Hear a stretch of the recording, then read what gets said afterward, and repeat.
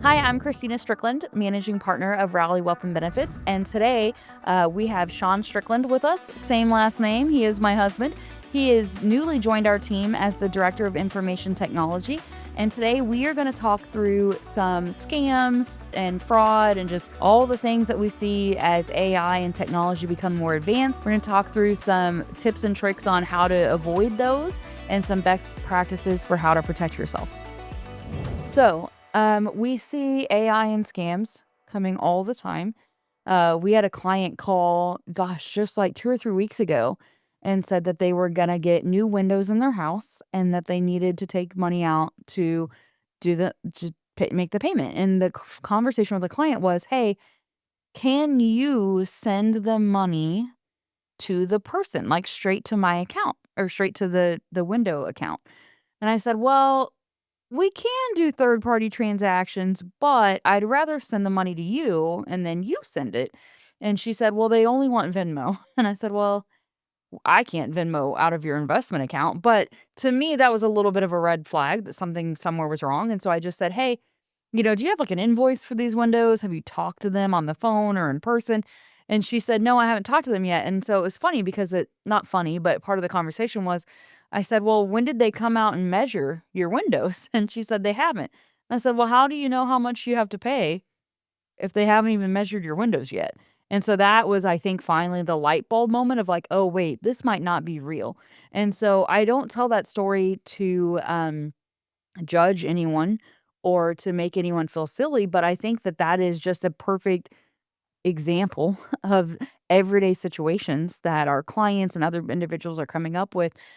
Can you kind of talk through what you're seeing on the technology side from just AI scams, ways we can protect ourselves, what you're seeing as kind of the um the tech guru that you are? AI is getting very, very good at making stuff seem very, very real, Mhm. right? Whether it's a photo or even a video clip, somebody's face, Mhm. somebody's voice, that kind of thing. It's it's beyond the theoretical of what it can do, and it's really it's really out there, and it's actually scamming people. Mhm. And I think that it does that because, um, there's the things that you would do your due diligence with, the little details, the process, stuff like that. AI is already really good at that. Mhm. It's already great with the grammar. It's already great with the terminology, the word usage, that kind of thing. To where you would previously be able to kind of set out a red flag of Mhm. like, "Hey, this might not be quite right." It's beyond that because it's helping the people become professionals. Mhm. And so, there's really a lot that's kinda going against you with Mhm. new technology like this. The best I think that you can probably do is really, due diligence against whatever it is that you're doing. So, for instance, with that window example, did someone come Mhm. out and measure the windows? Um, how are they asking for this money? Is there binding contracts, things like that? Is it happening through Venmo, like you mentioned? Venmo is not a registered bank. Mhm. There's not really any protections at all with Right, there's Venmo. no recourse. Right. Exactly. So it's there's what you have to look for is really in these examples, little things that just seem a little bit off Mhm. because I think most of the time, 90% of what you're looking at and what you're dealing with Mhm. seems legit. Yeah, well, and I think I'll just use myself as an example, and I will tell you, I am regularly talking to people about don't fall for scams, don't fall for scams. And I will tell you, my mother can attest to this. I sometimes have this incorrect idea that the most susceptible people to this are the older generation who are maybe not as tech savvy as their younger counterparts. And so as a like kind of like a family joke with my mom and with my dad sometimes, the joke is like, "Oh, like with dad, I'm like, you're not going to get scammed because you don't even like use online banking or anything. So you're safe. But then my mom, I'm like, well, you do use it, but you're maybe not as savvy. So you're more likely to get scammed. But I'll just tell on myself, and you know this obviously, but most of our clients know our kids ride horses. And so I found a horse that I thought would be perfect for Kennedy. And I reach out to this seller and I say, hey, I'd love to come see this horse. When can we come see it? And she's like, come see it Saturday. She said, we have a lot of buyers interested, so I'm going to need a deposit to hold the horse.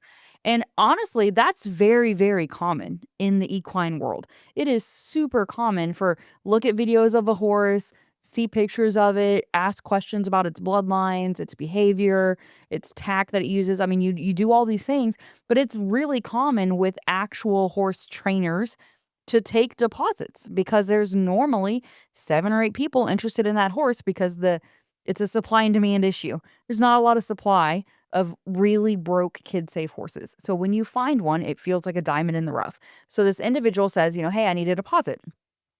Like an idiot, I paid the deposit. And then they message a couple days later and say, hey, we're taking the horse into the vet for what's called a PPE. It's a pre-purchase exam. And so they say, and the buyer, again, very common, the buyer normally pays for that. And so they tell me, hey, it's going to be $1,000. Can you Venmo the vet? And I'm like, well, one, I'm not going to Venmo a vet because a vet would have an acceptable payment system. Two, when they send me an invoice, because the red flag to me was one, I'm not going to Venmo a vet. They normally have, like I said, like a payment processing system. And two, it doesn't cost $1,000. So I'm like, listen, we've had vets pre-purchased at Mizzou, at K-State, like expensive places, and they're still not $1,000. And so I'm asking some more questions. I'm like, just to be clear, this doesn't make sense. And so I did figure it out, but I figured it out after I'd already paid the deposit. And so here, to your point, the AI makes it sound so real. I was asking questions, what kind of bit does this horse use? Is it neck reined? Is it blah, blah, blah? And they were answering, but it didn't occur to me they Right. could answer it because it was AI. AI knew the answer, right? Yeah. So of course it made sense. Mhm. So here's the thing, and I think that a lot of people get hung up on how can I tell if it's real or if it's fake? And I would propose, again, speaking to myself as well, I would propose that it doesn't really matter if you know if it's real or if it's fake because your best practices or your next steps should be the same. If you follow these steps that I hope you're going to give us, if you follow these steps and it's real, great, you're protected. If you follow these steps and it's fake, great. Following those steps weeded out that fake or that scam or that fraud, whatever you want to call it. So I think that if as buyers or consumers, if our process is the same, if it's a human being or a legitimate organization, it's still going to happen. If like meaning the transaction will still occur like it should. If it's fake, then those steps would have prevented this from happening, right? Can you kind of talk through as a consumer, what are some steps I should follow and some best practices? Yeah, so, to really help yourself avoid a scam, Mhm. I still think that really the due diligence of it is kind of where you start with, Mhm. and that might be a little bit different based on whatever it is that you're doing, right? But there's obviously things that you can do. If you're dealing with a business, you're dealing with a business, um, look it up, Mhm. see if they really exist, see if their location is Mhm. is is is what they're actually Yeah, go claiming. to Google Earth and type in the address. What is Exactly. that address? Is it a house? Does it look like the business? Right. What are you seeing there? Yeah, yeah. Another good one, and maybe in the example of the horse, Mhm. or, any sort of like marketplace buy or something, um, probably like a reverse image search. So Mhm. you can basically copy and paste a photo Mhm. into, into the Google app, Mhm. and you can search that image Mhm. and kind of see where it all exists, right? Mhm. If you're seeing that that image exists a lot in a whole bunch of different places, it's pretty easy to tell that, somebody else just grabbed that image and Right. ran with it. Mhm. Um, you know, the communication, right? So Mhm. that's probably the hardest. Mhm. As these AI models get better and better, they're gonna sound like the real deal. Mhm. I would be aware of asynchronous communication like that, Mhm. where you're sending something off, and then you get a reply later Mhm. versus something that's maybe on the phone where you Right. can listen to, the dialect, you could listen to the word usage, that kind of thing. You could really spring it on them in real time. That's probably a really good direction to go as well.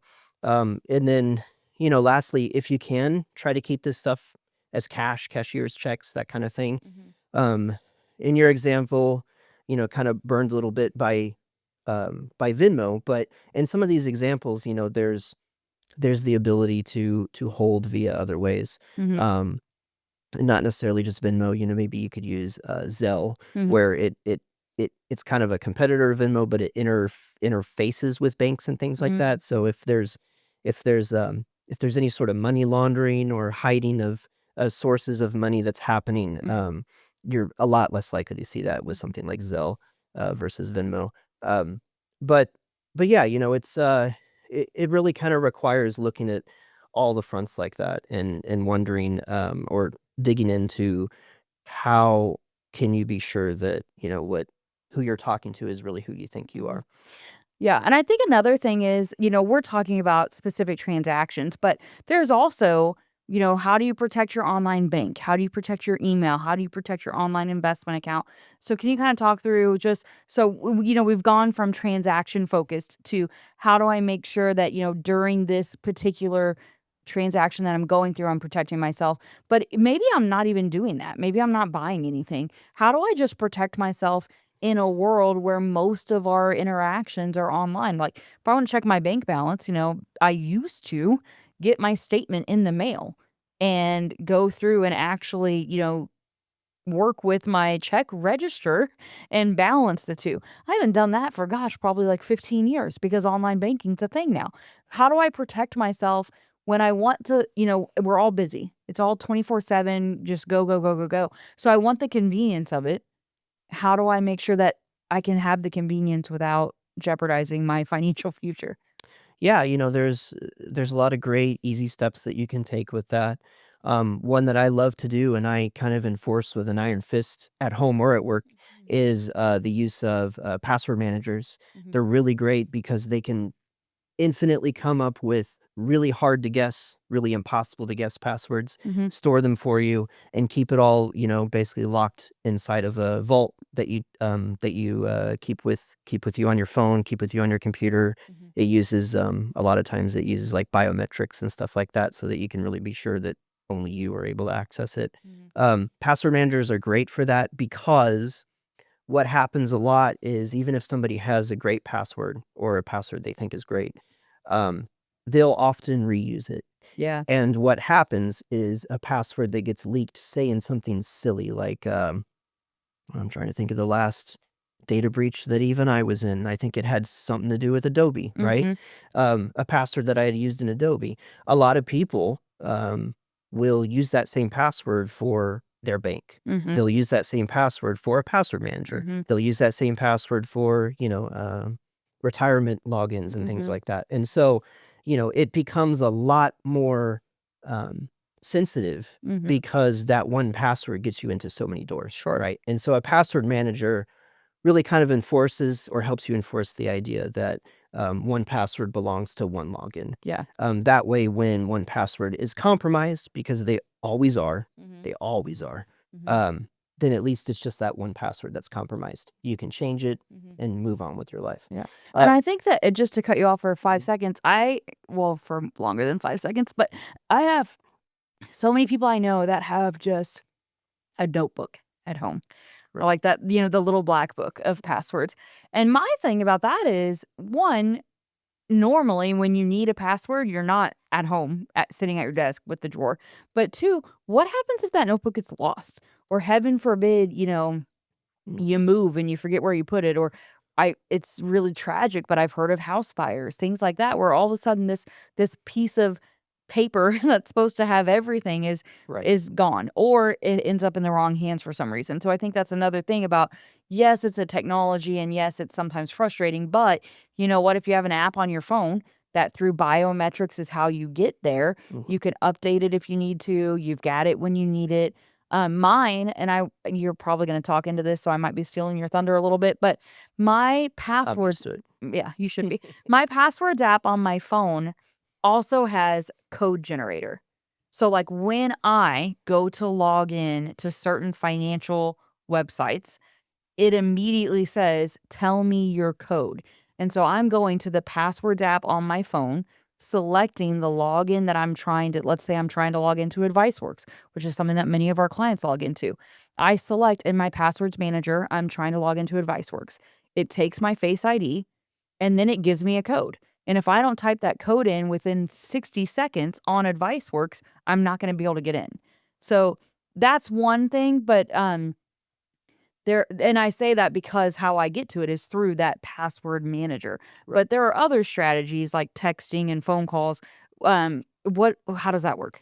Yeah, so, that umbrella is what they call a one-time passcode, Mhm. and essentially it's usually a random number, like 6, 8 digits most of the time, usually just 6, um, that is only good for X amount of seconds, right? Mhm. So, there's a bit of a time game that you gotta play with putting it in, Right. but it's gonna generate a new one for you, or Mhm. you can click if it expires, you can click and submit and generate a new one. Right. Essentially is giving you a password in potentially an insecure way, but at least it's giving it to you within a very short window that Right. someone else can't steal from. Right. And that's really kind of the direction a lot of things are going with what they call multi-factor authentication, or they'll refer to it as MFA, Mhm. where you've got your regular authentication, your regular password that you Mhm. put in, but then also to help prove who you are, Mhm. there is a code, a Mhm. one-time code Mhm. that you also have to put in. And the nice thing about these password managers is they're starting to integrate all that stuff. So if you have a password manager and you have it set up with your phone, with your browser, anything like that, Mhm. then you basically can just kind of do like a one touch, be Mhm. like, bypass all that stuff. It still is logging in with all of those secure Mhm. methods, but it's giving you a secondary way to authenticate, to really help you prove who you are. Mhm. Somebody can't just steal your password; they also have to have your phone. Right. And so that that's the direction that all industries are really going to. Mhm. But that's something that I think you'll see a lot more often Yeah. in the stuff we use. And I think that one of the things that I want to just kind of point out real quick is that I regularly meet with clients who have 401k plans. Empower, Principal, Prudential, Fidelity, all the big name guys on the 401k side. And they'll tell me they don't have online access. Here's the thing. You may absolutely choose that you do not want to live a life where you log into your 401k every day. That's phenomenal. You should log in the one time and set up the MFA. Like, even if you only ever log in, set up your cell phone number for multi-factor authentication, and then you never log in again. What you've done is you've prevented someone else from ever logging in because, and you and I had this, I think, a couple weeks ago where I text you and I said, "Hey, are you trying to log into our Spectrum internet account right now?" And you said no. And so then I could call Spectrum and because there's, the code is, "Hey, here's the text code. Don't ever give this to anyone." And so I call you and I say, "Hey, are you trying to log into Spectrum?" And you say, "No." And then the rest of the message is, "If this wasn't you, call us or click here." And so I did, and it prompted me to change our password. But that's what you would do, right? Even if I never log into Spectrum. I wouldn't even know what to do there. But I know enough to know that that code was someone was trying to log in. I hope they were trying to pay my bill, but my guess is they probably weren't.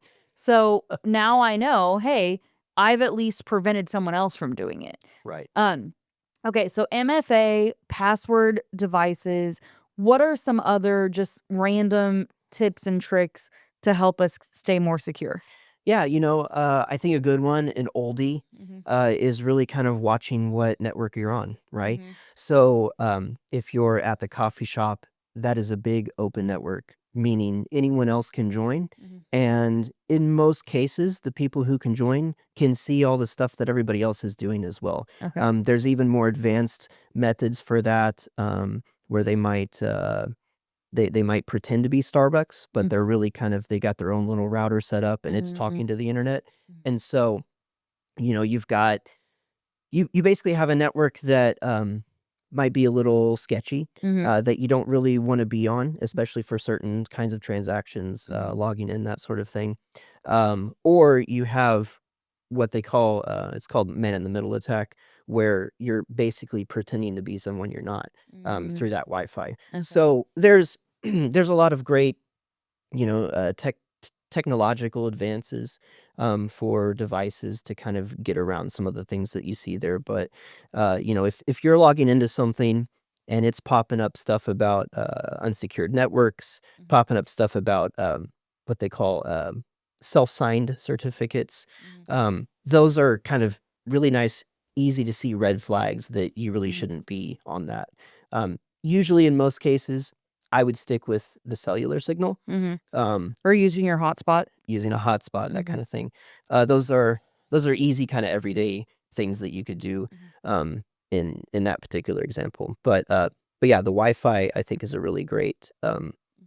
good barrier because before you even create a problem, just it, don't even join that Wi-Fi. Right, right. Don't jump in that pool. Yeah. Mhm. Anything else that we should be aware of? You know, I actually have one about phones.